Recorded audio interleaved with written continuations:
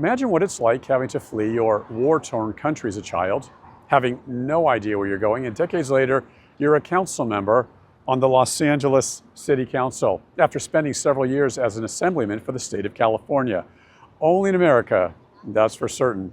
Well, that's the story of LA City Councilman Adrin Nazarian. Nazarian was just 8 years old when his family fled Iran, just a few years after the Shah was exiled and the radical Ayatollah government took over, sparking the mass exodus of Iranians to Southern California, Adrin and family included. His family landed in the U.S., settling in the San Fernando Valley. Fast forward this great story, Councilman Nazarian eventually made his way to UCLA and graduated with a degree in economics, and then on to the world of politics. We're going to hear about that story. First, though, we're going to hear all about Los Angeles. Joining me now is LA City Councilman Adrin Nazarian. Thank you so much for joining us. Thank you very much for having me, David. Appreciate it. What an honor, and good last name, although you've got the IAN. Let's begin with city business, so to speak. Now, last week on our program, we interviewed a couple names you might know, former LA Sheriff Alex Villanueva and a journalist, his name is Jack Humphreyville with City Watch. He's sort of quite the critic of the finances. Yep. We'll get to all of that. They're very concerned about the homeless situation, the crime. Homelessness is really bad. Councilman, we've done for the last year or two a series of stories on homelessness. It really seems to be getting worse in the Skid Row, West LA, MacArthur Park area. What's your take on what's going on, and what can be done more proficiently to help with homelessness here in Los Angeles? So homelessness is probably the biggest failure that our state and our city and our region has, and the entire United States has experienced in its policymaking and safety net devising. Our country hasn't necessarily put into place protective safety nets well established to make sure that difficult circumstances don't become worse off. It's one thing, it's understandable when there are one-offs impacting individuals or a small region, but it's another thing when you have hundreds of thousands of homeless individuals in the wealthiest country in the world. And to top it off, a quarter of them, half of them almost, half of the entire nation's homeless population is in California, and a quarter of the entire population is here in Los Angeles region. So this is something that the city alone is not going to be able to address. This is something that the federal government is going to need to step up and help, because you don't want a place like Los Angeles that's been the engine of the entertainment industry, that is such a large hub. We have 10 million residents in LA County, 4 million in the city of Los Angeles. The county is 1/4 of the entire state's population.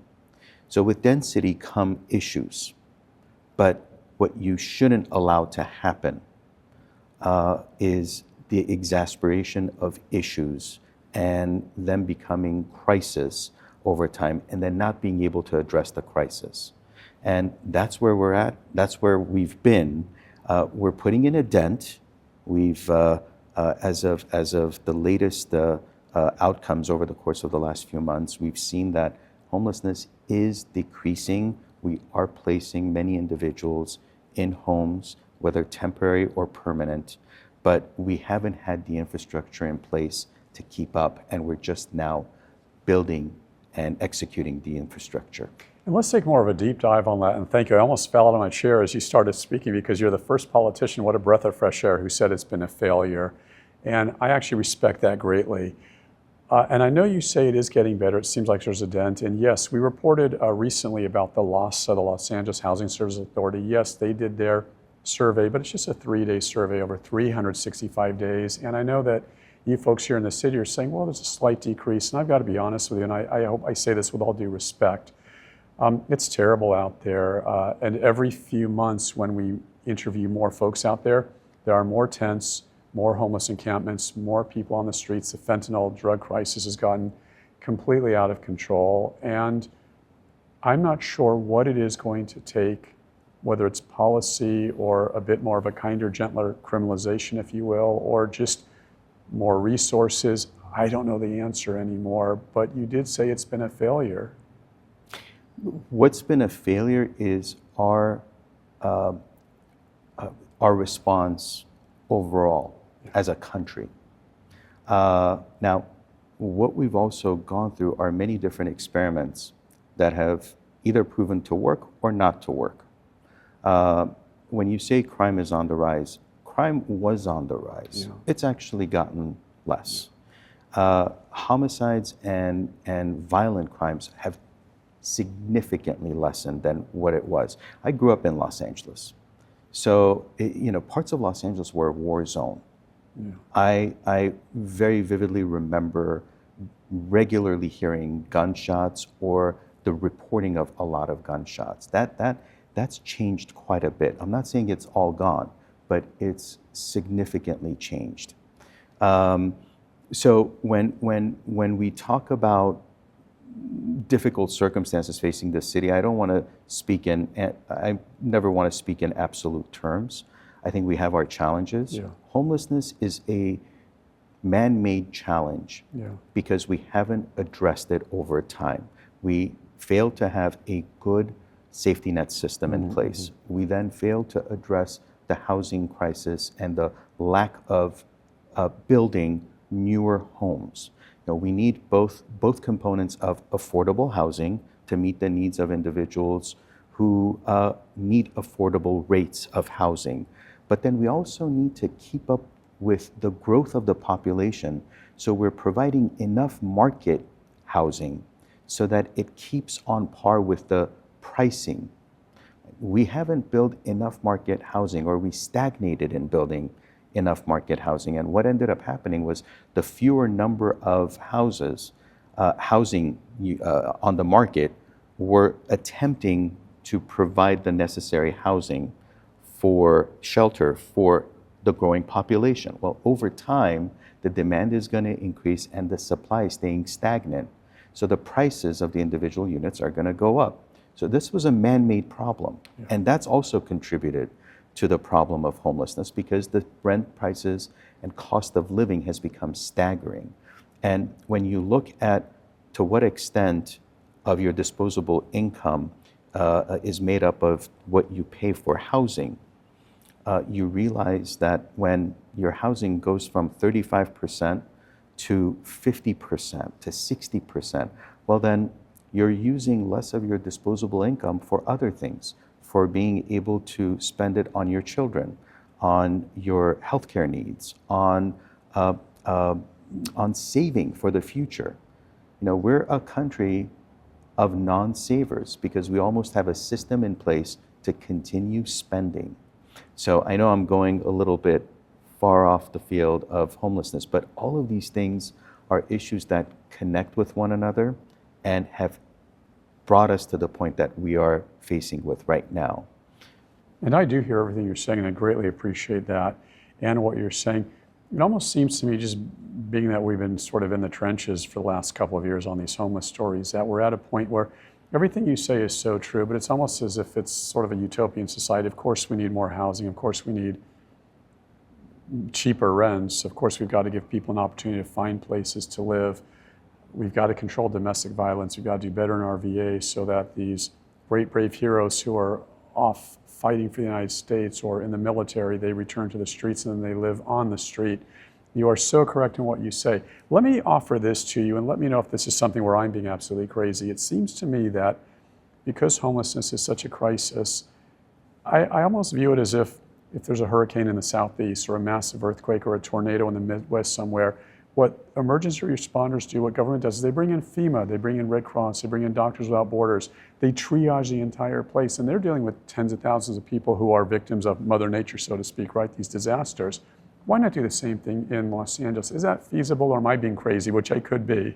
Those are short-term incidents that are addressed. This has been a long-term issue that's been in the making. And the problem also is, don't forget, in Los Angeles, downtown was the main center of inadequately providing shelter to the homeless population that we had.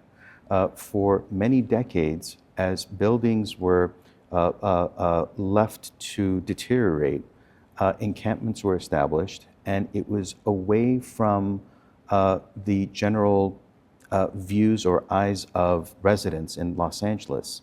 And so what would end up happening was the homeless population just continued growing in downtown area up until the early 2000s, when a lot of these buildings were rehabbed and repurposed and were now utilized as lofts for residential purposes. And as downtown became a more residential-centric location, it pushed the homeless population out into the rest of Los Angeles, predominantly further west. And smaller cities wouldn't want to deal with the homeless population and encampments, so they would continue pushing it into Los Angeles proper. Los Angeles figured that it's not going to push the issue off. Instead, they are going to address it head on. And so when you look at the history of how this also came about, it's critical to keep that perspective, to know that we never really addressed this issue when we needed to. We never got the assistance to do it, and now it's going to take us some time to address it meaningfully, so that we're not just pushing encampments from one place to another, but instead getting people permanently housed. And I am going to go on the record and say this. I know all your hearts are in the right places. There's no question. You guys want to help. Mayor Bass is trying with the Inside Safe. It just seems it's such a catastrophic pandemic and needs more heavy artillery to try to combat the problem. I want to get back to one thing you said, Councilman Nazarian, and I want to get to your story because you got a great story. Crime, you mentioned, homicides have decreased in the city of Los Angeles. That is absolutely correct. And you say violent crimes are decreasing. I think what I encounter when I'm on the street talking to just people every day on these stories, they're more worried about like the home invasions, the carjackings, the burglaries, the petty thefts. They're scared. I mean, I've talked to people that are putting iron bars on their windows, and not just downtown LA, West Los Angeles. They're putting the perimeter fences around their houses. People are worried. They're worried about crime on the LA Metro. So can you help sort of put this in perspective? Because I do agree with you. There are fewer homicides. There are fewer very violent crimes. But the totality of the crimes, I'm not sure that's the case. And maybe you can sort of set the record straight for me here, and thank you. Not at all. I appreciate that. I try to shorten the answers, and so that's why sometimes some things get lost. Violent crimes are down, but that doesn't mean that overall crimes, petty crimes, Part 1 crimes aren't up. Yeah. Unfortunately, they are. Yeah. And there's a sense, what you're talking about is that sense of insecurity that most people feel. When I was out campaigning for the last year and a half and knocking on doors, what I heard quite a bit from a lot of my future now constituents were that they had a certain sense of discomfort walking in their own neighborhoods, that they were looking over their shoulders, where Los Angeles was never that place really.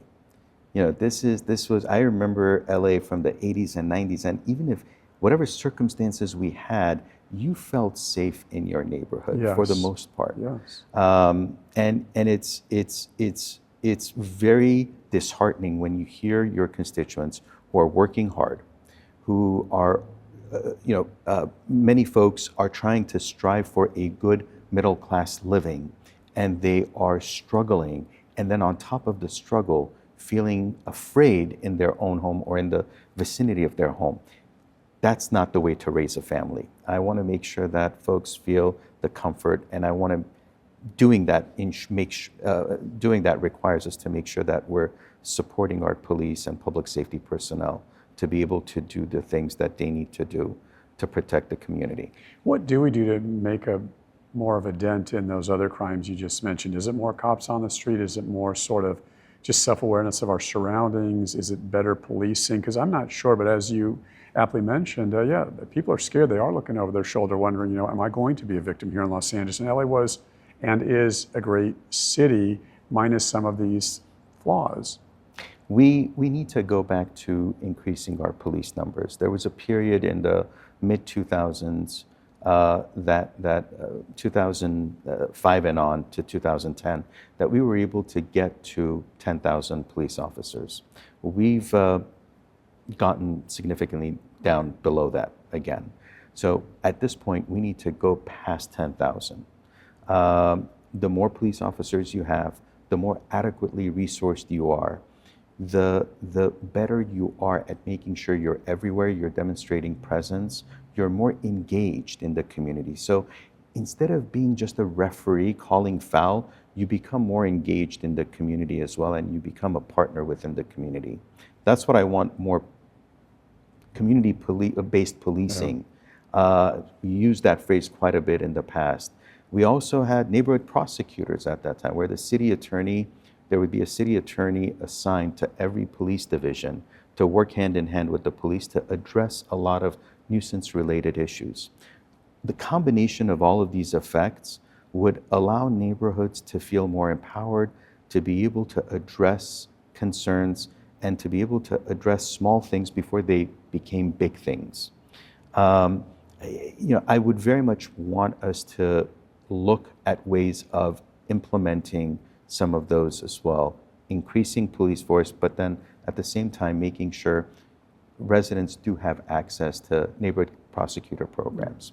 And you mentioned community. You represent quite a good swath of community here in Los Angeles. It's a second district. Great communities like Studio City, Toluca Lake, North Hollywood, if I'm not mistaken. I kind of call the East Valley. You got, what, about 250,000 people there? And I know you've really focused on over the years, Adrin, better housing for folks, affordable housing, right? Rents so folks can pay their rent. Better services for seniors, even better transportation. And the LA Metro, it's a great system, but we've got crime on the Metro, no question. But one day I believe it is going to be the greatest transportation system in the world. We're not there yet. We've got to fix some of the crime problems and some of the build out on the infrastructure, but what an amazing transportation system. What have you been focusing with? What have you been dealing with your communities? I know you're not just trying to help your community, but all Angelenos really. So thank you for that. And that right now, the description you gave also is pretty loaded, because I'm tempted to actually respond to some of those things. But look, to me, what's important is you got to look at the bases, the basics, and the base of what makes a certain community great. Los Angeles was put on the map because of Hollywood, right, because of entertainment industry. Well, we've been seeing the entertainment industry flee. So we got to make sure that the entertainment industry is preserved, is back to thriving again, and reaches a greatness again in a different way now.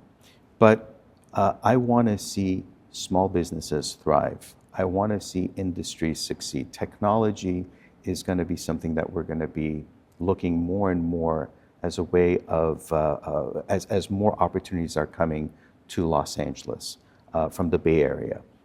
We're going to need to harness all of these sectors and segments of the economy and make sure that we're growing and providing the workforce necessary.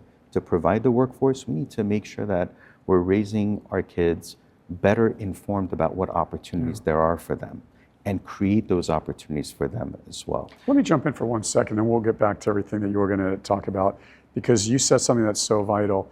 It is true that Hollywood is sort of fleeing Hollywood, right? They're fleeing Los Angeles, going to cheaper places, Canada, Tennessee, different parts of the United States. They're shooting and filming for half the cost. So many folks I've heard over the years say, well, the city of Los Angeles, state of California, the rules, the regulations are so business unfriendly.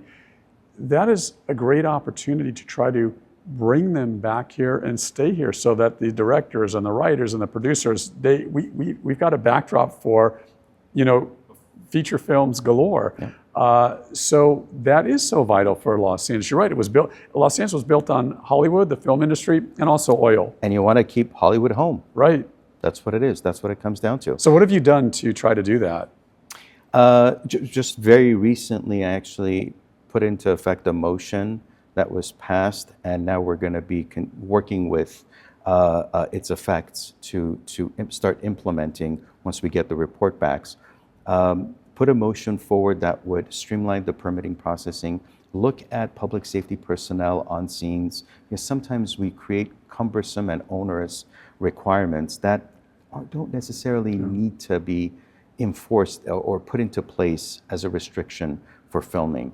And then sometimes you look at how the industry is doing, because there's a lot of shooting that takes place, film shooting that takes place.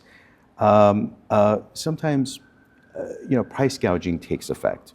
Parking prices go up. Other related costs go up. And you want to make sure that everyone understands and appreciates the importance of these shoots taking place, these filming shoots taking place, and you want to make sure that there isn't any price gouging. So we're looking at multiple different fronts of what can the city do to make sure that we're reducing the cost that then accumulates and becomes a big component of the decision to not do something in Los Angeles.